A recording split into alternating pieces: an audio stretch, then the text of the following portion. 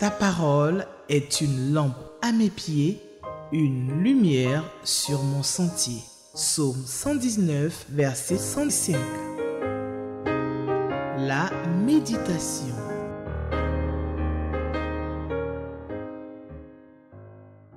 Chers amis téléspectateurs d'Espérance TV et vous tous qui nous suivez sur les différents médias sociaux, c'est avec beaucoup de plaisir que je vous souhaite la bienvenue à l'émission quotidienne La Méditation.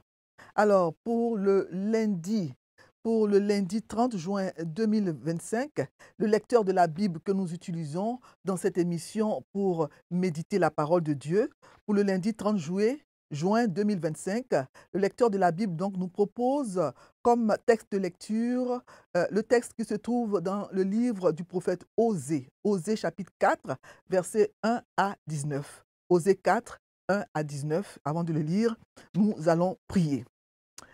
Seigneur, c'est vrai que ta parole, elle est vivante et efficace. Elle est plus tranchante qu'une épée à double tranchant. Elle pénètre jointure, moelle, elle sépare âme et esprit. Seigneur, merci pour cette parole que tu nous as donnée, cette parole-là, qui nous permet de connaître ta volonté, ce que tu veux pour nous. Merci de nous avoir donné cette parole écrite qui est la Bible. Et nous allons maintenant lire le texte qui se trouve dans le livre d'Osée, Osée chapitre 4, versets 1 à 19. Et nous demandons, Éternel, que tu nous aides à le comprendre au nom de Jésus. Amen. Osée 4, 1 à 19, c'est le texte que nous propose le lecteur de la Bible pour le lundi 30 juin 2025 et nous allons le lire dans la version Louis II. Écoutez la parole de l'Éternel, enfants d'Israël, car l'Éternel a un procès avec les habitants du pays. Parce qu'il n'y a point de vérité, point de miséricorde, point de connaissance de Dieu dans le pays. Il n'y a que parjure et mensonge, assassinat, vol et adultère. On use de violence, on commet meurtre sur meurtre. C'est pourquoi le pays sera dans le deuil. Tous ceux qui l'habitent seront languissants. Et avec eux, les bêtes des champs et les oiseaux du ciel. Même les poissons de la mer disparaîtront. Mais que nul ne conteste, que nul ne se livre aux reproches, car ton peuple est comme ceux qui disputent avec les sacrificateurs. Tu tomberas de jour, le prophète avec toi tombera de nuit, et je détruirai ta mère. Verset 6. Mon peuple est détruit parce qu'il lui manque la connaissance. Puisque tu as rejeté la connaissance, je te rejetterai, tu seras dépouillé de mon sacerdoce. Puisque tu as oublié la loi de ton Dieu, j'oublierai aussi tes enfants. Plus ils se sont multipliés, plus ils ont péché contre moi. Je changerai leur gloire en ignominie. Ils se repaissent des péchés de mon peuple. Ils sont avides de ses iniquités. Il en sera du sacrificateur comme du peuple. Je le châtierai selon ses voies, je lui rendrai selon ses œuvres. Ils mangeront sans se rassasier, ils se prostitueront sans multiplier, parce qu'ils ont abandonné l'Éternel et ses commandements. La prostitution, le vin et le mou font perdre le sens. Verset 12. Mon peuple consulte son bois, et c'est son bâton qui lui parle, car l'esprit de prostitution égare, et ils se prostituent loin de leur Dieu. Ils sacrifient sur le sommet des montagnes, ils brûlent de l'encens sur les collines, sous les chênes, les peupliers, les térébinthes, dont l'ombrage est agréable. C'est pourquoi vos filles se prostituent, et vos belles-filles sont adultères. Je ne punirai pas vos filles parce qu'elles se prostituent, ni vos belles-filles parce qu'elles sont adultères, car eux-mêmes vont à l'écart avec des prostituées et sacrifient avec des femmes débauchées. Le peuple insensé court à sa perte. Si tu te livres à la prostitution, ô Israël, que Juda ne se rende pas coupable. N'allez pas à Gilgal, ne montez pas à Beth-Aven et ne jurez pas, l'Éternel est vivant. Parce qu'Israël se révolte comme une génisse indomptable. Maintenant, l'Éternel le fera paître comme un agneau dans de vastes plaines. Éphraïm est attaché aux idoles. Laisse-le. À peine ont-ils cessé de boire qu'ils se livrent à la prostitution. Leurs chefs sont avides d'ignominie. Verset 19. Le vent les enveloppera de ses ailes et ils auront honte de leur sacrifice. Amen. Osée 4, 1 à 19, c'est le texte que nous venons de lire. Alors nous savons que le thème fondamental du livre du prophète Osée, qui comporte en tout 14 chapitres, est l'amour de Dieu pour son peuple. Alors si les chapitres 1 à 3 sont consacrés au mariage d'Osée avec une prostituée nommée Gomère, pour illustrer l'amour de Dieu envers son peuple malgré ses infidélités, l'amour d'Osée pour Gomère, sa femme, malgré ses fautes, en fait, illustre l'amour inconditionnel et permanent de Dieu pour son peuple. Les chapitres 4 et à 14, ils comportent une série de prophéties qui parlent de l'infidélité du peuple d'Israël envers Dieu. Le prophète Osée prophétise sur le royaume des 10 tribus d'Israël au nord, vers la fin du règne du roi Jéroboam II. Il est contemporain des prophètes Ésaïe, Amos, Jonas et Michée. Alors, sous le règne du roi Jéroboam II, la prospérité du royaume des 10 tribus est à son zénith. Le pays est très prospère économiquement et c'est sans doute une des raisons qui conduisent la nation du Nord à se tourner vers Baal, qui est le faux dieu de la fertilité. En effet, le peuple espère ainsi devenir encore plus cossu, plus prospère, puisque c'est le dieu de la fertilité. Ils adorent Baal au lieu d'adorer l'Éternel, dans le but d'obtenir la fertilité du sol, des animaux et des femmes. Il faut dire aussi que les idoles, en fait, n'ont aucune exigence d'ordre moral, ce qui arrange bien les affaires des païens. Mais aussi des Israélites qui, sous des prétextes religieux, vont organiser des partous sexuels, vont se livrer à la prostitution. Alors ceux qui adorent les idoles, ils peuvent se livrer à toutes sortes de dérapages sexuels. Alors que Jéhovah, le Dieu Tout-Puissant, le Dieu de leurs ancêtres, Abraham, Isaac et Jacob, demande à ceux qui l'adorent de vivre dans la sanctification. Alors l'Éternel va punir son peuple qui se livre à toutes sortes de péchés en lui retirant ses richesses pour qu'il se rende compte que ses idoles sont vaines et surtout pour qu'il revienne à son Dieu, le Dieu de leur père. Alors nous avons vu hier que le chapitre 3 se termine avec une note d'espoir au verset 5 dans lequel il est écrit que après cela les enfants d'Israël reviendront, ils chercheront l'Éternel leur Dieu et David leur roi, ils vont tressaillir à la vue de l'Éternel et de sa bonté dans la suite des temps. Alors dans le chapitre 4 de son livre que nous venons de lire, le prophète Osée, il va dénoncer la corruption morale et spirituelle dans laquelle baigne le peuple d'Israël sous le règne de Jéroboam II. Il critique notamment son ignorance et son manque de connaissance de Dieu.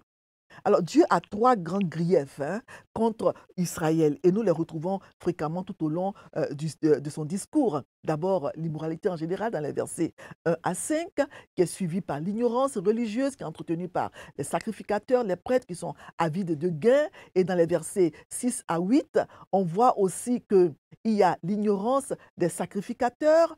Et enfin, dans les versets 9 à 14, le prophète dénonce les sacrificateurs qui ont failli en ne jouant pas leur rôle. Voilà. Et il dénonce aussi le culte idolâtre auquel s'adonne le peuple avec les péchés sexuels qui l'accompagnent. Mais on voit qu'il y a un espoir pour le royaume de Juda au sud dans les versets 15 à 19. Alors dans les versets 1 à 5 de ce chapitre, on a une description de l'état moral d'Israël, du peuple d'Israël à cette époque-là. Dieu dit au verset 1, il demande à son peuple de l'écouter, il dit qu'il a un procès. Il a un procès avec les habitants du pays. Et qui dit procès dit litige, dit contestation. Et au cours d'un procès, la partie qui accuse prononce ce qu'on appelle un réquisitoire, qui est un discours dans lequel il cite et décrit donc les accusations qu'il porte contre la partie adverse. Et ici, donc, c'est Dieu lui-même qui prononce un réquisitoire contre le peuple d'Israël. Ici, Dieu traîne, pour ainsi dire, le peuple d'Israël au tribunal afin de l'accuser de péchés spécifiques qu'il va mentionner. Alors, de quoi les accuse-t-il? Que leur reproche-t-il? Dieu dit que dans le pays, il n'y a pas de vérité, il n'y a pas de miséricorde, il n'y a pas de connaissance de Dieu. Il n'y a ni vérité, ni miséricorde, ni connaissance de Dieu dans le pays. Chacun de ces 3 points est lié. Le manque de vérité, de miséricorde et de connaissance de Dieu. En effet, lorsque les gens abandonnent la connaissance de Dieu, quand les gens ne craignent plus Dieu, la vérité, la miséricorde disparaissent rapidement. Parce que le peuple d'Israël ne connaît plus Dieu, puisqu'il s'est détourné de lui. alors les péchés se multiplient dans le pays. Il y a selon le verset 2 que parjure et mensonge, assassinat, vol, adultère. On use de violence, on commet meurtre sur meurtre. Le mot pour parjure plutôt, veut dire faux serment, mais il veut aussi également dire imprécation, c'est-à-dire une malédiction qui est prononcée contre quelqu'un au nom de Dieu. Et c'est ce qui sévissait, c'est ce qu'il y avait dans le pays d'Israël en ce moment-là. Alors Dieu va donc annoncer son jugement imminent sur le peuple à cause de ses péchés. À partir du verset 3, il dit, c'est pourquoi. C'est pourquoi le pays va être dans le deuil. Et tous ceux qui l'habitent seront languissants. Il y aura donc les bêtes des champs, les oiseaux du ciel, etc. Ils vont disparaître, même les poissons de la mer. C'est pourquoi le châtiment de Dieu est la conséquence directe du péché du peuple. C'est pourquoi le peuple a commis péché sur péché. C'est pourquoi Dieu va le châtier et le pays sera dans le deuil. Le jugement de Dieu est sévère, dirigé contre tout ce qui a vie, les bêtes des champs, les oiseaux, les poissons. On voit donc une nature qui subit les conséquences du péché de l'homme. Ces châtiments, en fait, sont l'accomplissement des malédictions de la loi. On peut le lire dans le chapitre 28 de Deutéronome qui parle donc de ce qui arrive quand on craint l'Éternel, on obéit à sa parole, et de ce qui arrive quand on n'obéit pas à la parole de Dieu. Particulièrement dans les versets 16 à 17, 23 à 24 de Deutéronome 28. Il est écrit que vous serez maudits à la maison, à la ville comme au champ, etc. La malédiction, elle va s'étendre sur votre corbeille à fruits et au lieu de la pluie, l'Éternel va envoyer sur votre pays la poussière du sable qui vont tomber du ciel, la poussière et le sable vont tomber du ciel, tout ça. Alors cela doit nous faire réfléchir aux catastrophes naturelles qui s'abattent de plus en plus sur notre monde de nos jours. Le peuple, selon le verset 4, est comme ceux qui disputent avec les sacrificateurs, les prêtres. En effet, Dieu avait plusieurs fois, dans sa parole, dit clairement que le peuple devait écouter, se soumettre aux sacrificateurs. Ces sacrificateurs qui étaient chargés de transmettre au peuple les ordonnances de Dieu. On peut lire cela dans beaucoup de passages de la Bible, particulièrement dans Deutéronome 17, les versets 9 à 12. Mais parce que le peuple a rejeté la connaissance de Dieu, il n'a pas voulu écouter les sacrificateurs et il les a plutôt combattus. Et dans les versets 6 à 8, le prophète Osée, il souligne l'état spirituel désastreux du peuple d'Israël. Dieu reproche au peuple son ignorance religieuse qui est entretenue par des prêtres qui sont avides de gain. Il dit que le peuple a rejeté la connaissance de Dieu. Il a oublié la loi de Dieu et ses péchés se sont multipliés.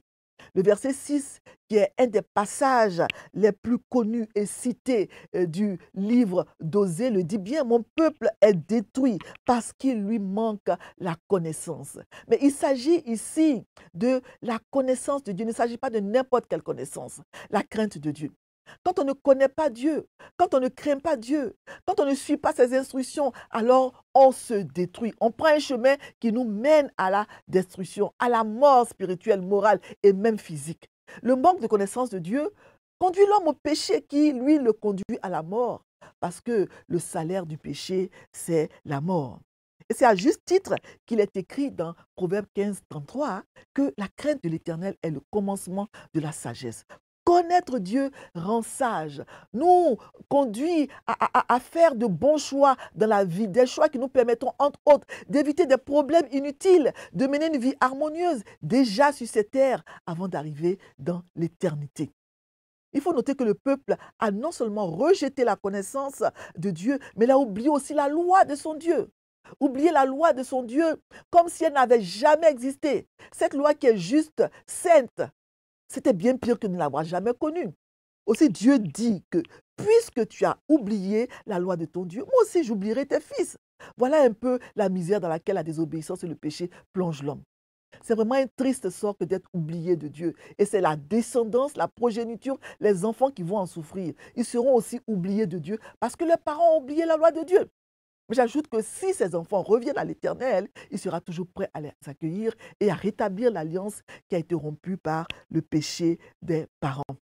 Alors si sous le règne de Jéroboam II, le peuple s'adonne à l'idolâtrie, c'est en grande partie la faute des prêtres qui n'ont pas fait leur devoir. En conséquence, ils vont subir un double châtiment. Voilà, ils vont être châtiés. Ils ne vont pas, comment dire, ils vont périr et ils vont être déportés par les Assyriens avec le reste du peuple. Il est dit au verset 8 qu'ils ils se repaissent donc des péchés du peuple. Ils sont avides de ces iniquités. Donc les sacrificateurs, ils désirent que les iniquités du peuple se multiplient afin de pouvoir d'autant plus largement se nourrir des sacrifices du peuple. Voilà jusqu'où étaient tombées les fonctions sacerdotales. Elle n'était plus qu'une affaire de profit matériel, un gagne-pain.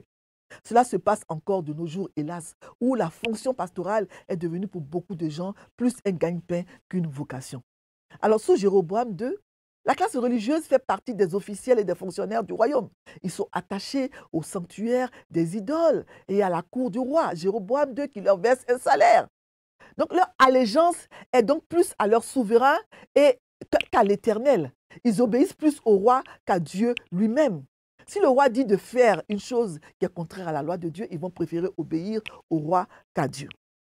Et dans les versets 9 à 14, le prophète, il va dénoncer le culte idolâtre auquel s'adonnent les enfants d'Israël avec les vices sexuels qui l'accompagnent. Le peuple consulte son bois au lieu de consulter Dieu. Il va adorer sur les montagnes, les collines, etc. Et c'est son bâton qui lui parle. Parce que l'esprit de prostitution les égare. Voilà, ils vont brûler de l'encens sur les collines, sur les arbres, les chênes, les peupliers, les térébètes, etc. Et il dit, leurs filles se prostituent et leurs belles-filles sont adultères. Donc les Israélites, ils ont transgressé le décalogue dans tous les sens, en long, en large et en travers. Voilà, ils ont violé particulièrement les 2 premiers commandements du décalogue qui sont que tu n'auras pas d'autre Dieu devant ma face. Tu ne te feras pas d'idole, ni de représentation quelconque de ce qui se trouve en haut dans le ciel, ici bas sur la terre, ou dans les eaux plus bas que la terre. Tu ne te prosterneras pas devant de telles idoles. Cela est écrit dans le Décalogue, dans Exode 20, les 10 commandements, les versets 3 à 5 précisément. Et ça, c'est très grave parce que notre Dieu est un Dieu jaloux. On voit aussi que dans cette partie, que les sacrificateurs, ils vont subir le même sort que le peuple parce qu'ils sont eux aussi corrompus. Le prophète dénonce ici la corruption des sacrificateurs. Ces derniers, ils n'ont pas joué leur rôle qui était d'instruire le peuple selon la loi et les commandements du Seigneur. Ils devaient être les guides spirituels du peuple et des modèles. Mais malheureusement, eux aussi ont abandonné l'Éternel et ses commandements. Les sacrificateurs vont donc subir le même châtiment que les gens du peuple. Il en sera du sacrificateur comme du peuple. Et dans les versets 15 à 19, vraiment, on entrevoit un espoir pour Juda. Bien que la situation soit sombre, Osée introduit un espoir pour Juda, le royaume du Sud, qui est averti de ne pas suivre l'exemple d'Éphraïm et d'éviter les mêmes erreurs. Le prophète pense que l'heure est trop avancée pour le royaume d'Israël au nord, alors il se tourne vers Juda, le royaume du Sud, à qui il veut épargner le jugement divin. Israël s'est livré à la prostitution, dit-il au verset 15, mais que Juda ne fasse pas la même chose que lui, que Juda ne se rende pas coupable des mêmes péchés. N'allez pas à Gilgal, ne montez pas à Beth-Aven et ne jurez pas. L'Éternel est vivant. Les villes de Gilgal et Beth-Aven étaient en fait des centres d'idolâtrie en Israël. Alors pour un citoyen du royaume de Juda dans le sud, voyager là-bas, voyager dans le nord pour aller à Beth-Aven, à Gilgal, ça signifiait donc qu'il partageait l'idolâtrie du royaume d'Israël au nord. Gilgal, on s'en souvient, c'est le premier campement des enfants d'Israël dans le pays du Canaan après leur traversée du Jourdain. On peut le dire dans Josué 4, les versets 19 à 24. C'est aussi là que le peuple a été circoncis, qu'il a célébré la première Pâque dans la terre promise, après avoir passé 40 ans dans le désert. Mais cet endroit, comme bien d'autres, était devenu, hélas, un site idolâtre pour le royaume d'Israël, le peuple d'Israël au nord. On le lit dans Osée 9, 15, 12, 12, 1 Samuel 11, 13 à 15, Amos 5, verset 5. Alors, aucune ville ne s'appelait réellement Beth-Aven. Donc, Osée a transformé le nom de la ville de Bethel, qui signifie maison de Dieu, en un nom plus approprié, Beth-Aven, qui signifie maison de la tromperie, maison du néant ou de la méchanceté. Bethel était le centre méridional au sud du culte du veau établi par Jéroboam. Voilà. Alors, le prophète Amos, avant lui, avait déjà dit ça. Amos 5, 5 le dit. Comme le prophète Amos le dit dans Amos chapitre 5, verset 5, ici Osée donne le surnom de maison des néants à Bethel, qui veut dire en fait maison de Dieu. C'est le patriarche Jacob qui avait donné à ce lieu le nom de Bethel, parce que c'est là que l'Éternel lui est apparu dans Genèse 28, versets 10 à 19. Mais plus tard, le roi Jéroboam, il va y faire installer un veau d'or et c'était devenu donc un lieu d'idolâtrie que Osée appelle Beth Aven. On peut le lire dans Osée 8, 5, dans 1 roi 12, verset 28. Il dit au verset 16, parce qu'Israël se révolte comme une génisse indomptable, maintenant l'Éternel le fera perdre comme un agneau dans de vastes plaines. Israël est têtu comme une génisse qu'on ne peut pas dompter. Une génisse, c'est une jeune vache. Elle ne veut pas écouter la voix de son Dieu. Elle ne veut pas obéir. L'Éternel la laissera donc paître comme un agneau dans la plaine, un agneau en rase campagne qui s'est éloigné du berger. Elle est vulnérable et peut être facilement la proie des prédateurs des bêtes sauvages. Le point d'Osée ici est clair. Si vous agissez comme une vache têtue en ne voulant pas obéir à Dieu, vous ne vous attendez pas à être protégé par lui. Vous serez une proie facile pour tous ceux qui voudront vous faire du mal. Donc, désormais, Dieu dit qu'il n'arrêtera plus le jugement. Le verset 17 montre que Dieu a pris à l'égard d'Éphraïm une décision irrévocable. Éphraïm est attaché aux idoles. Laissez-le faire. Ces paroles sont semblables à celles de l'Apocalypse. Apocalypse 22, 11. On dit que celui qui est souillé se souille encore.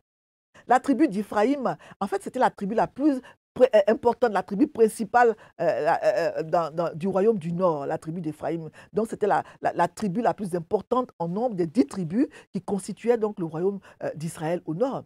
Éphraïm est mentionné environ 37 fois dans le livre d'Osée, mais c'est en fait une autre appellation. Quand on parle de tribus d'Éphraïm, on parle d'Éphraïm, c'est une autre appellation pour le royaume des tribus au nord qui se donne le nom d'Israël. On l'appelle le royaume d'Israël. Il y a le royaume d'Israël au nord et le royaume de Juda au sud. Donc quand on parle ici d'Éphraïm, on parle en fait du peuple d'Israël, du royaume du nord. Donc le peuple d'Israël au nord est tellement lié aux idoles que son état spirituel et moral est désespéré. Alors, dit le prophète, comme on ne peut plus rien faire pour lui, qu'il poursuive son chemin vers le jugement, qu'il continue à pécher, laissez-le faire. L'accusation du prophète Osée contre Israël au nord se termine par une nouvelle référence aux orgies, c'est-à-dire à l'ivrognerie, à la débauche, etc. Il dit au verset 18 que leurs chefs, qui se livrent à la prostitution, leurs chefs sont avides d'ignominie. Et le chapitre se termine au verset 19 avec ces paroles. Le vent les enveloppera de ses ailes et ils auront honte de leur sacrifice. Donc le vent a effectivement enveloppé le royaume du Nord de ses ailes parce qu'il a connu la honte à cause de ses sacrifices. En effet, un vent de tempête, une tourmente provoquée par les armées assyriennes enveloppera plus tard le royaume d'Israël au nord qui sera déporté en captivité. Mais ici, le prophète utilise un temps du passé. Il dit que le vent les enveloppera de ses racines et ils auront honte de leur sacrifice. Donc, en fait, le prophète, il annonce quelque chose qui va donc, se faire, qui va arriver certainement. Donc, le royaume des 10 tribus va être donc déporté. Le royaume d'Israël, les gens qui habitent, le peuple qui habite dans le royaume d'Israël au nord sera donc déporté en captivité par les Assyriens. Et une fois exilés, les Israélites vont se souvenir des sacrifices qu'ils ont offerts aux idoles au lieu de les offrir à leurs dieux. Donc, ils vont réaliser en fait que ces sacrifices-là étaient vains, puérils, inefficaces. Alors, conformément à la culture orientale, leurs visages vont se couvrir de honte. C'est aussi l'expérience tragique de tous ceux qui entrent dans l'éternité et qui n'ont pas accepté le salut que leur offre Dieu en son Fils Jésus.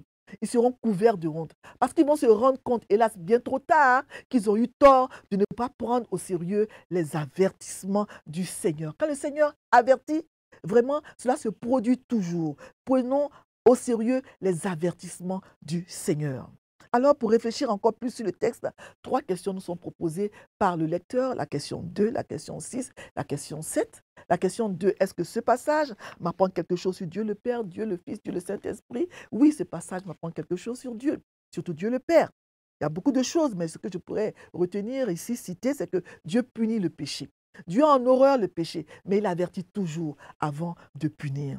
Et la question 7, quelle vérité Dieu me révèle-t-il? On peut dire que ce que Dieu dit se réalise toujours. Dieu avertit toujours avant de sévir. Il a averti Israël, il a averti le royaume du Nord et le peuple n'a pas voulu écouter. On a vu dans la suite des temps que les gens d'Israël, le peuple d'Israël a été effectivement vraiment déporté en captivité. Et la question 6, c'est quel avertissement? Y a-t-il un avertissement dans le passage? Oui.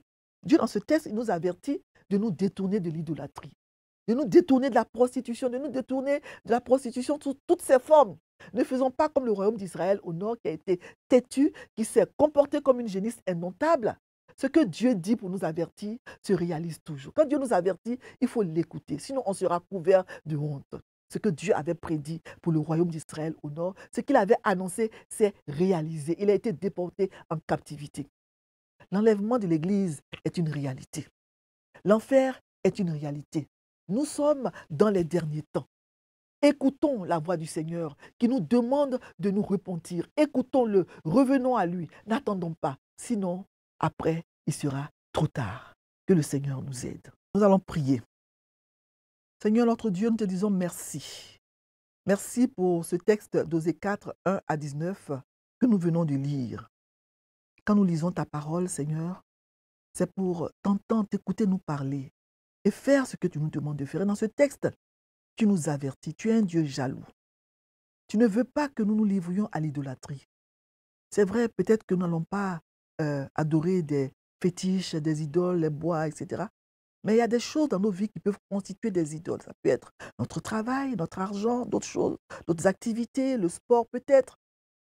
Seigneur, aide-nous afin que tu sois toujours la première priorité dans nos vies. Que tu sois celui qui est au-dessus de tout, Éternel. Nous voulons t'adorer.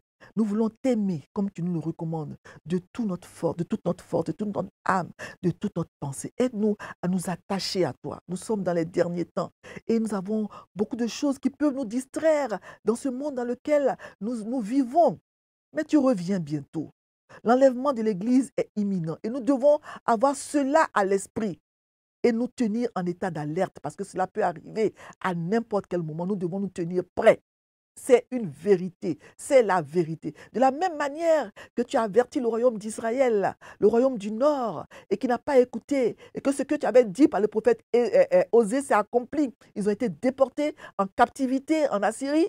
De cette même manière-là, tu avertis aujourd'hui les êtres humains. Oui, tu vas revenir bientôt. Le Seigneur Jésus va revenir bientôt. Il y aura le jugement dernier. L'enfer est une réalité. Ce que dit ta parole est vrai. Donne-nous, Seigneur, de nous attacher à toi, parce que c'est vrai. L'enfer est une réalité. Béni sois-tu. Merci et aide-nous, Éternel, à faire ce que tu nous demandes de faire. Aide-nous à mener une vie qui t'honore, une vie de sanctification. Garde-nous, Seigneur, de toute immoralité. Merci pour ta parole et permets que tous ceux qui l'écoutent puissent, ô Éternel, la repasser et qu'elle ne s'envole pas de leurs souvenirs. Béni sois-tu et merci pour ce moment de méditation. Au nom de Jésus, j'ai prié. Merci Seigneur. Amen. Que le Seigneur nous aide et qu'il nous donne la force par son Saint-Esprit de mettre sa parole en pratique. Amen. Ta parole est une lampe à mes pieds, une lumière sur mon sentier. Psaume 119, verset 105. La méditation.